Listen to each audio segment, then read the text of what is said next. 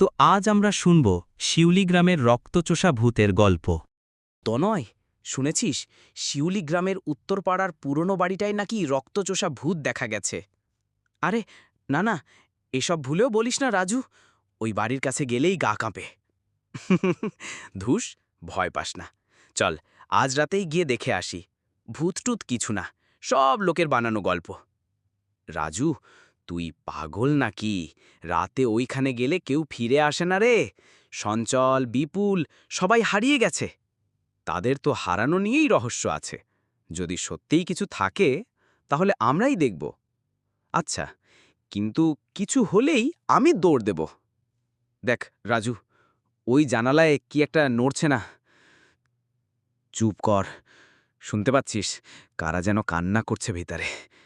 দরজাটা হালকা ঠেলা দিতেই কড়কড় শব্দে খুলে যায়।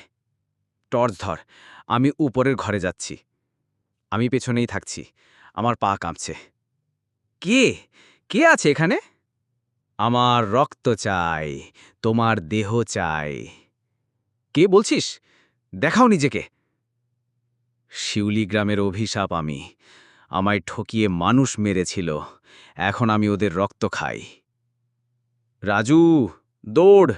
আমি নিচে কিছু একটা দেখেছি। এটা আর মানুষ নয়। দরজাটা বন্ধ, ভেতর থেকে লক হয়ে গেছে। দূর হও, হট! তুই ঠিক আছিস তো? আমি ভাবছিলাম তুই আর ফিরবি না। ওই মহিলা আসলে ওখানে খুন হয়েছিল 50 বছর আগে, তার আত্মার শান্তি পায়নি। তাহলে চল, এই গ্রাম ছেড়ে যাই, ও আবার আসবে। শিউলি গ্রাম এখনো ওই অভিশাপ নিয়ে আছে।